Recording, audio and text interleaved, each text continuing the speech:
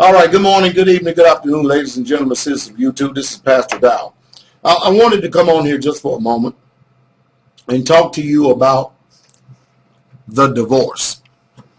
Sister Carol and I just got finished coming back from a very elegant dinner with Sister Nancy. That's another native Israelite sister here in the Fresno area. And we were sitting at the table and we were talking. And, of course, her sentiments is the same as everybody who actually come to the meeting because, it makes, Pastor Dow makes no qualm about it. You already know what I understand, what I preach and teach and what I believe.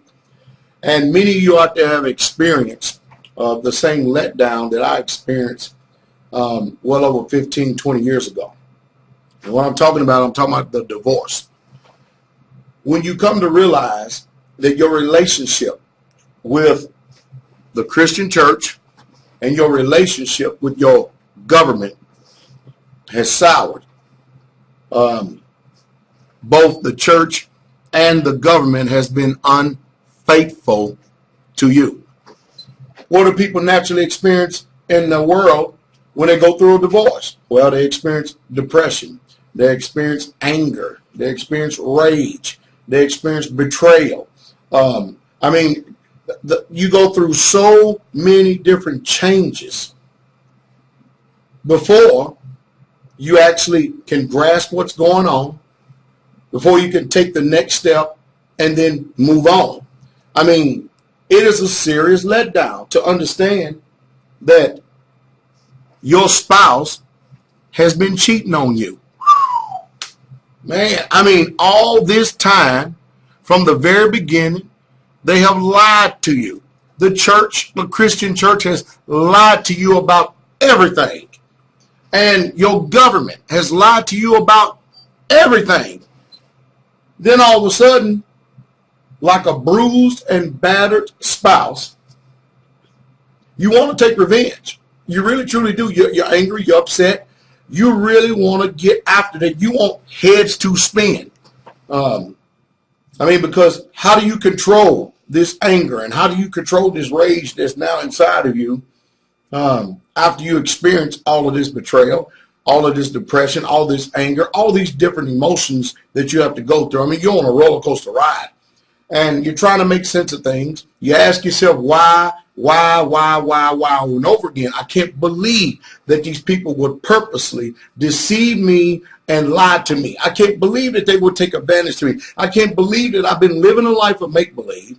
I can't believe I've been living a lie all of my life, and it just doesn't make sense. Well, after you get finished moping, and after you get finished with your personal pity-patty party, you know that the only way you're going to affect change is you've got to become proactive, the thing that you've never done before in your life.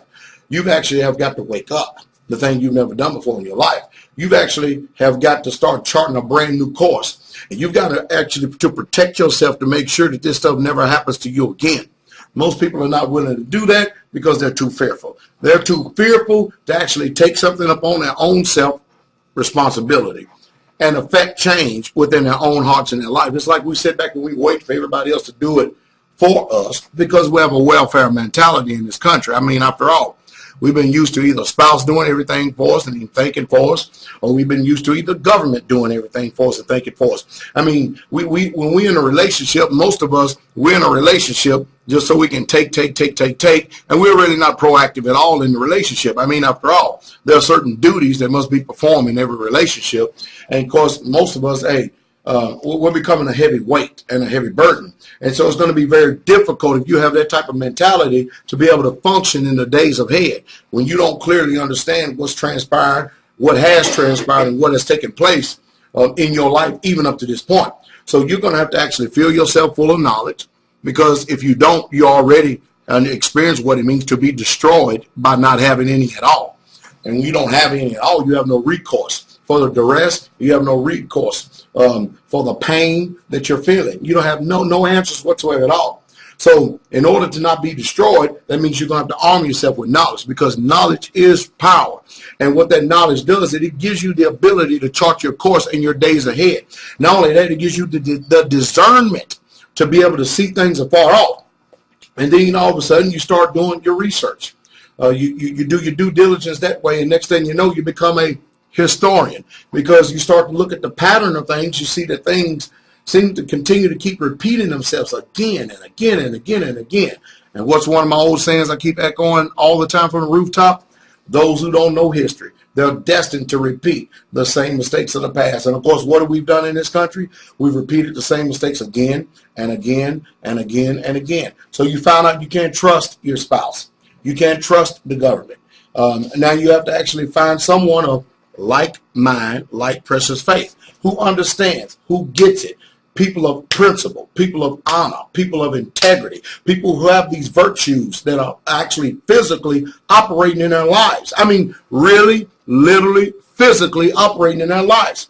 These are the type of people you're going to have to align yourself with. These are the type of people you're going to have to associate with, because if you continue to keep associating and aligning yourself with people who are dumb, stupid, and ignorant, and all they have is a bunch of anger and rage, and they don't know how to actually channel it and place it where it should be, because displaced anger and displaced rage is actually the stupidity of man, and that's just a flat out truth.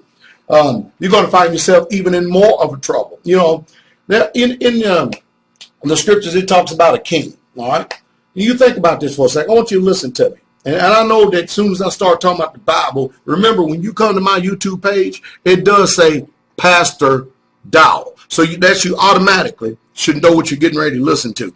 Don't practice dishonor and not want to, try to send me all kind of crazy mail talking about I don't like what you said and stuff. From the very beginning, when you come to the channel, you already know that I'm a pastor. That's why I have that up there, Pastor Dow, and it's not my first name. You understand that? So let's go into the scriptures and let's get some understanding. Let's talk about this king for a second, all right? Given a few hundred years ago, if you were a king and you were in charge of a particular nation or province, and you saw that another king is getting ready to make war with you, the first thing you would do is you would sit down and you would consider to see if you have enough forces, resources, in order to make a successful campaign against your enemy that is coming against you. That's the first thing you would do. And then if you did not have enough resources nor men to be able to fight this war, you would actually come to the table, sit down to see if you could actually discuss this thing peaceably and see if we could actually come out and fare better than we would have in war, rather than to actually just lose everything totally. That's one of the first steps. Today you got a bunch of hot-headed people who want to go out here and just try to blow up the government, blow up everything, blow up everybody. But notice, they want to do all this, but they want to do it with you involved with them. They don't want to do it by themselves. So the truth is, they're closet cowards, because everything that they have in their hearts that they think they want to do, they don't have enough intestinal fortitude, nor integrity, nor do they have enough testicular fortitude to even do it themselves. So, you have to watch things very carefully. But you sit down and you consider carefully, if you have, let me just throw a hypothetical number, 400,000 soldiers, all right? And the king that you're getting ready to fight against, or your enemy, he turns around and he has 2 million soldiers. You automatically know that's not going to be a successful campaign. And you know at this time that you're not ready for this fight whatsoever at all. So you're going to actually sit down at the table. You're going to make some type of concessions to see what you can come to in order to come to a peaceful agreement. In other words, use wisdom to try to be able to fight another day. That's what we need. And that's, it takes time for you to be able to do that, especially if you just now waking up and you realize that you have been dumb, you have been deceived, you have been docile, you have been dormant, you have been apathetic, you have been complacent, and you have lived your whole entire life in this matrix of make-believe, thinking you know what's going on, and you've been the dumbest person on the face of planet Earth. That's a hard hit, a very hard hit. So, we have to use wisdom. A city can be won by one man that uses wisdom. I hope that I've been able to say something that will bring some type of inspiration to you here this evening. More than anything, I hope that you really, truly hear my words and listen to what I'm saying, so that you will have recourse, and so you'll be able to know how to take action at the appropriate time, whether it be naturally or physically. And that's just the truth. Usually divorces are pretty messy. They're pretty bad. And people either go one way or the other after divorce. Some people just go off the deep end, they lose all hope. But then there are other people who actually strengthen their resolve.